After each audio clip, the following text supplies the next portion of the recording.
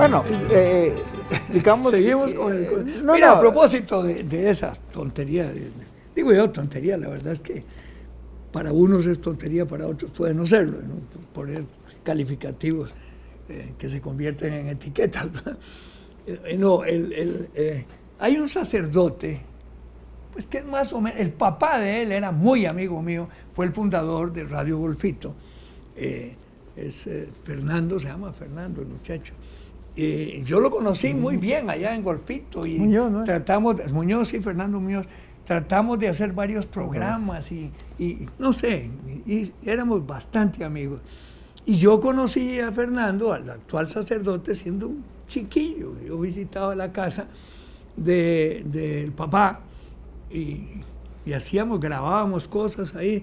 Y siempre, como somos chiquillos, curiosos, él llegaba y tal y cual. Bueno, lo cierto es que hace unas prédicas de veras de excepción, porque es muy, ¿cómo explicarlo? Uno dice muy humano, ¿no? Se acerca mucho al ser humano corriente para hablar. Es decir, la virtud que tenía don Pepe, ¿verdad? Que en sus discursos decían la gente que es muy... como los polos, igual, ¿no? Este no tiene ese sentido de campesino, pero sí tiene la virtud de dialogar con la gente. Y suelta un chiste de repente respecto a una cosa u otra y conversa. Y me llamó la atención, ¿verdad? La prédica del domingo que decía que era el día de las misiones, ¿verdad?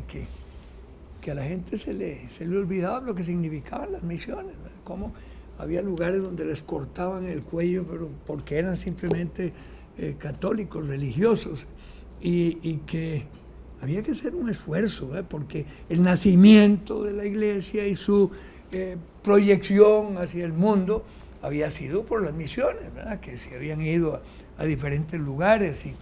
Hizo una prédica muy, muy bonita sobre lo que significaba un misionero, lo que significaba la iglesia en sí, cómo a veces se perdía el cristiano, perdía de vista que él era parte del concepto iglesia, que la iglesia no eran el edificio y los sacerdotes que predicaban, sino que la iglesia era el conglomerado de individuos que tenían fe en determinadas cosas, ¿verdad?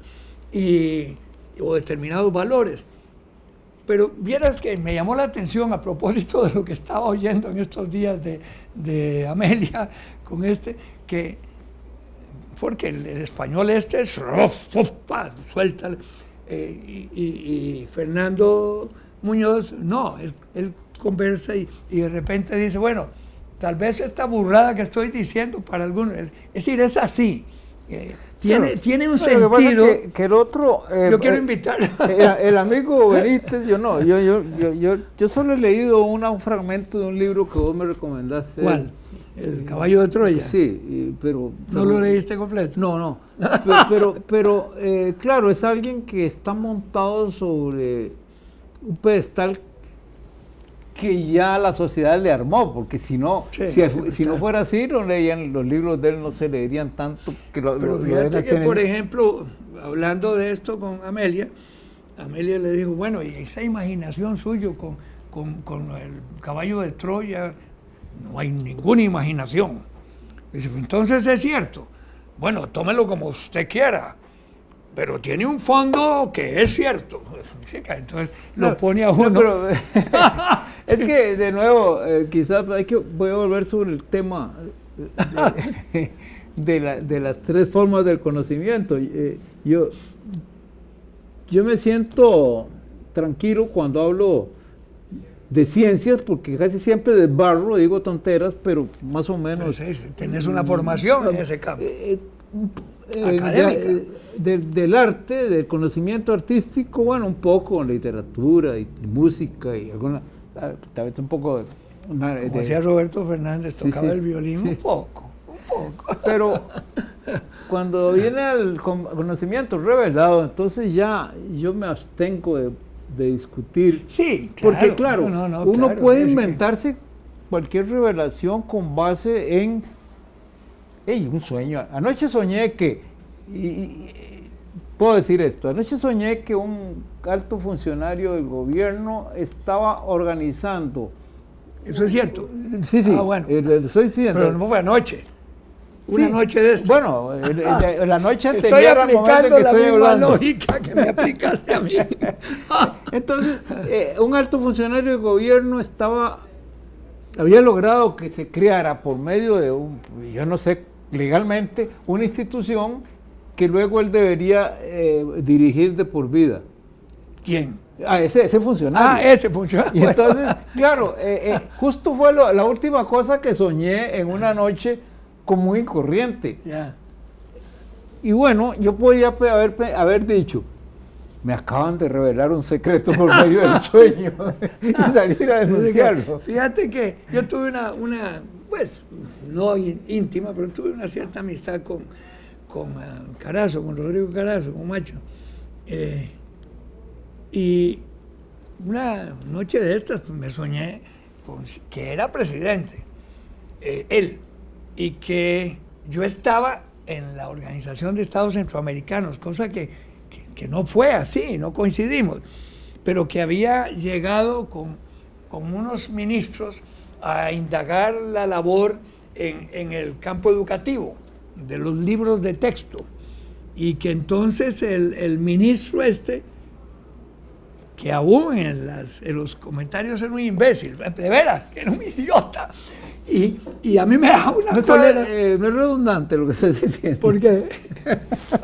¿Por qué es redundante? No, es una broma. No seas grosero. No, es que ahora que dijiste de sueños. Me estoy poniendo serio. Sí, sí, claro. Es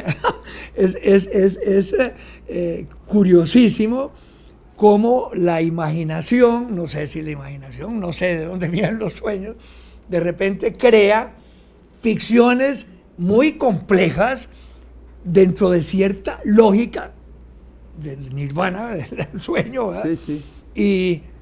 Y te despertás, y yo decía, si Macho se murió ya. En ese momento como que, no, si yo no estoy en la beca tampoco. Es decir, te agarran fuera de base. Te das cuenta que la idea de la revelación es muy compleja. Sí, claro. Y cualquiera, bueno, aquel borracho que en Estados Unidos inventó una religión porque una vez iba pasado de tragos y se le apareció una luz en el bosque. Bueno, la verdad es que solo así interpreto yo eso. Sí, no, si pues una religión sí. se la sacó del bolsillo, de la falchiquera. Porque, sí, la bueno, falchiquera.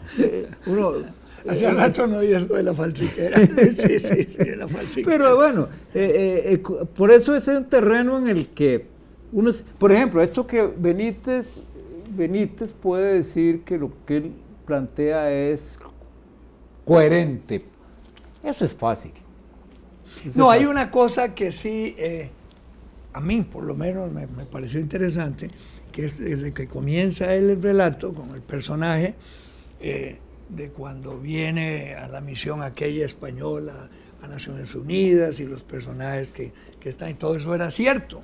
Entonces uno se embarca, ¿verdad? Dice uno, puchica, ¿cómo? Esto es así, de veras estaba la Golda Meir y toda esa, claro, que ya cuando empieza a hablar del nido, ¿cómo se llamaba? El nido, es decir, en el alto aquel ¿cómo se llama? Donde estaban los judíos que se mataron. Ya se está hablando de la fortaleza de los judíos. Sí, arriba, en la Masada. En Masada, pues ya ahí, yo siento que entró el terreno de la fantasía, pero bueno, es decir, lo embarca uno muy bien. Es decir, él empieza a relatar una serie de hechos comprobables y comprobados, y de repente suelta su imaginación, suelta, como decía Roberto, perdón que lo cito tanto, suelta el caballo loco, dice. Sí. Por eso ese es un terreno porque si usted me presenta aquí un cuadro, alguien pintó un cuadro y me lo traes, y me pedí mi opinión, yo te la doy porque ahí está el cuadro. Sí, claro. Es un adefesio o es una maravilla. Claro. O como los que son, que dicen que saben mucho, bueno, hay un juego de luces, hay una gran profundidad. ¿Qué cara y qué es esto? ¿Qué cara, qué ojos, qué es esto? No, pero y claro, si me venís y me decís que hay una demostración de que las leyes de Newton eran falsas, si me decís las ecuaciones, si me lo demostrás, pues está bien. Pero en todo esto de la revelación, yo me escapo siempre por... No, es que parten de eso, es una revelación, es algo como el otro día, que no es comprobable. Un columnista, el del Sabatino, el columnista Sabatino de La Nación, me recordó una de las leyendas sobre Alejandro Magno, Ajá. que es que el caballo bucéfalo, ¿El caballo de él? el caballo de él, ¿verdad? Sí.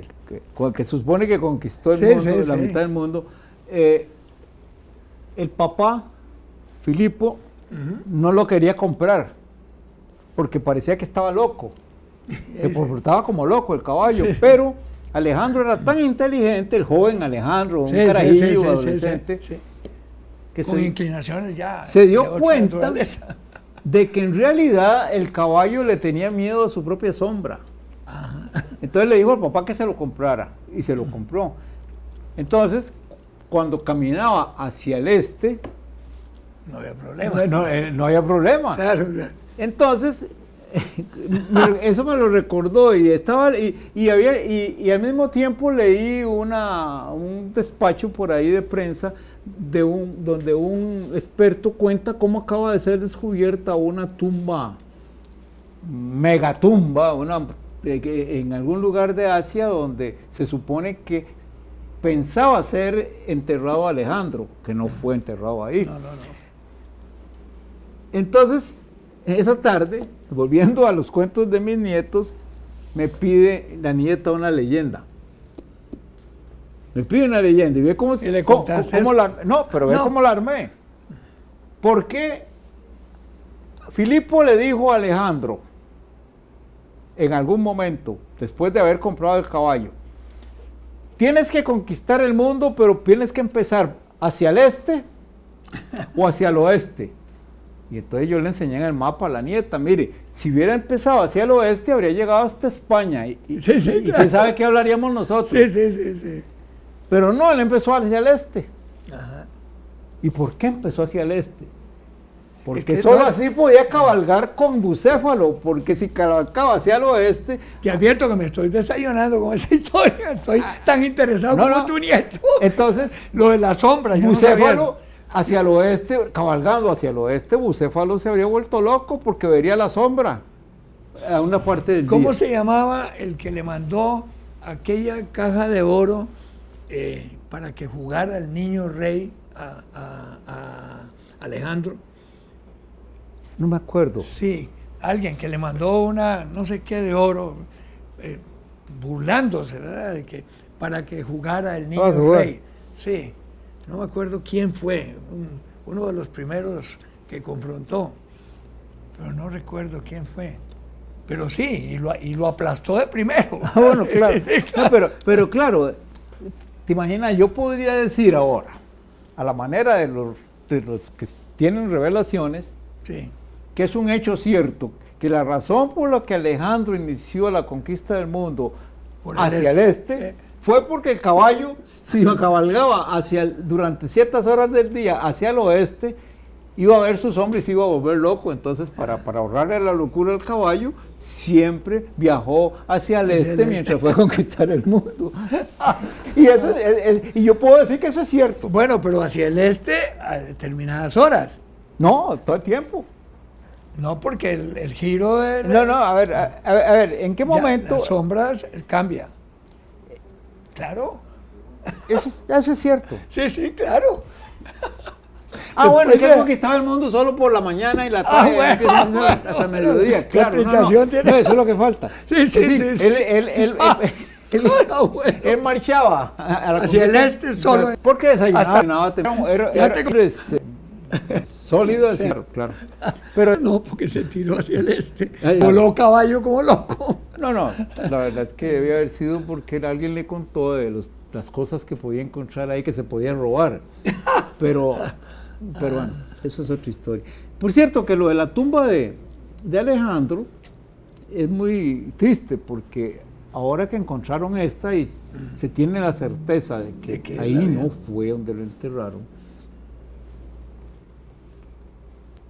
Entonces Petrus es Decime una cosa, tengo una duda. Yo esperaba que algún día viniera otra vez con nosotros Daniel. Por cierto, el martes le hacen un homenaje a Daniel de parte de la Editorial de Costa Rica en el foyer del Teatro Nacional a las 7 de la noche. Vamos. No, yo pienso. Claro, martes. El martes, sí. Lo que yo quería conversar con él, a mí me quedó, de veras. El martes 26, ¿eh? Martes. No, hombre, 26. ¿Cómo es la cosa? 27. No, martes.